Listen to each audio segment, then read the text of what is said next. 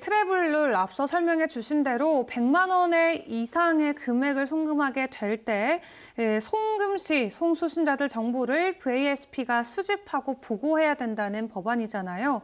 사실 투자자뿐만 아니라 이런 프로젝트를 진행하는 개발자들에게도 상당히 큰 부담으로 충분히 작용될 수 있는 것 같아요. 특히 디파이의 특성상 이런 메타마스크와 같은 개인 월렛, 또 비스탁 개인용 지갑을 많이 사용하기 때문에 결국 디파이 쪽이 가장 큰 충격을 받게 되지 않을까 하는 우려가 나오거든요. 어떻게 보세요? 네, 그렇습니다. 사실은 코인을 트랜잭션 하면서 익명성은 어느 정도 가져가고 그렇기 때문에 그런 부분이 많이 활성화될 수 있었던 부분인데요. FATF 지침상 이번에 보면 기존 디파이 프로젝트들에 대해서 이제는 그것을 오픈해야 되는 상태가 되니까 엄청난 규제로 다가올 수 있습니다. 그리고 비수탁형 지갑 같은 서비스들도 메타마스크나 카이카스, 디센트 같은 그런 지갑들이죠. 지금까지는 입출금에 대한 정보를 입출금하는 사람이나 주체죠. 그런 정보를 가지고 있지도 않고 그것을 알리거나 기록할 필요가 없었기 때문에 상당히 원활하게 사업을 할 수 있었는데 이제는 그런 규제에 걸리기 때문에 그게 원활하지 않은 것도 사실이고요.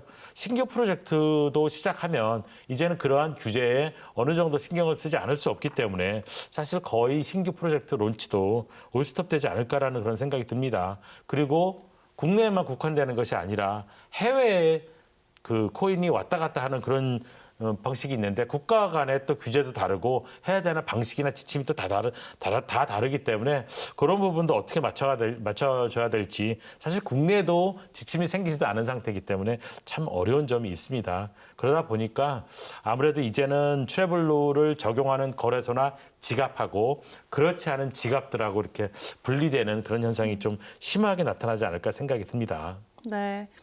사실 트래블룰 적용 진영과 비적용 진영으로 나뉘게 되는 것 같죠, 네. 결국. 네. 저는 일단 그렇게 예상을 하거든요.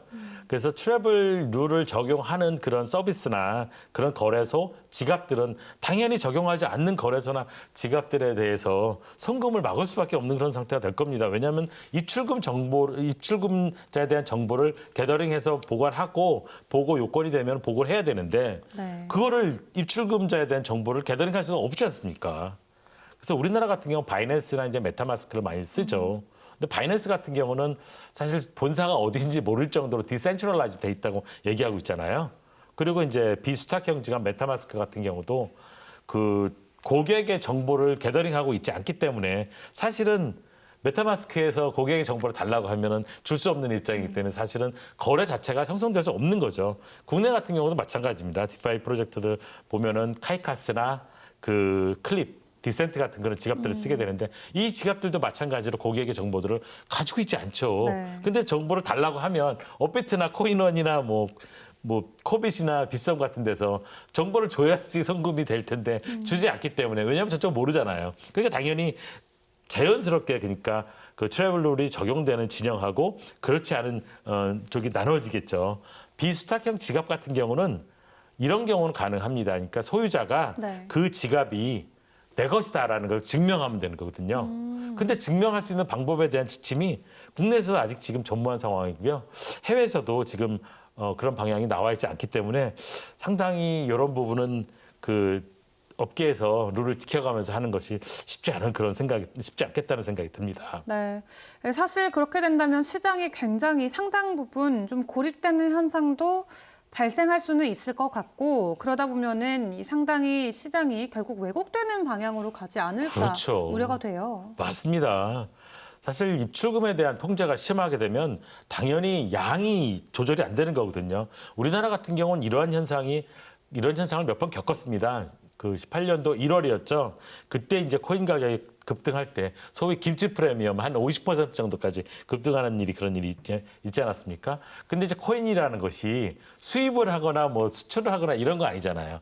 결국은 차익이 발생하면 그 차익에 대한 차익을 먹기 위해서 재정 거래를 하면서 수요 공급이 맞춰지는 그런 결과가 되는데 결국은 트래블 룰에 따라서 재정거래를 할 수 없는 상태가 되면은 사실은 재정거래나 차익거래가 급감하게 되고 그러면은 공급 루트가 차단되면서 요번에 지금 우리 비긴한 예로 보지 않습니까? 요소수 사태. 네. 공급이 안 되면 어쨌든 간에 그 가격이 오를 수밖에 없는 그런 상태가 되니까요. 심하게 시장이 왜곡될 수밖에 없는 그런 상태가 될 거라고 지금 생각을 하고요. 그렇게 되니까 결국은 김치 프리미엄이 폭등하는 그런 현상이 일어나거든요.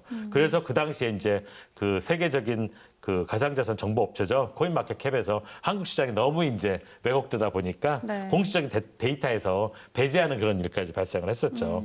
올해 초에도 이제 김치 프리미엄 20% 정도까지 갔었죠. 예, 그것도 이제 어떻게 보면 똑같은 현상이지만 결국은 김치 프리미엄이 생기는 건 시장이 폐쇄적이고 그만큼 통제가 심하다라는 걸 단적으로 이제 얘기해 주는 거라고 볼 수 있습니다. 그래서 이제 트래블 룰이 생기면서 저는 김치 프리미엄 형성이 어떤 결정적인 역할을 할 거라고 저는 생각을 하고요. 결국 이제 투자자들이 그런 얘기를 많이 하죠. 가두리 펌핑이라는 말을 하잖아요. 네. 그런 상황이 그런 상황이 되지 않을까라고 저는 생각을 합니다. 네.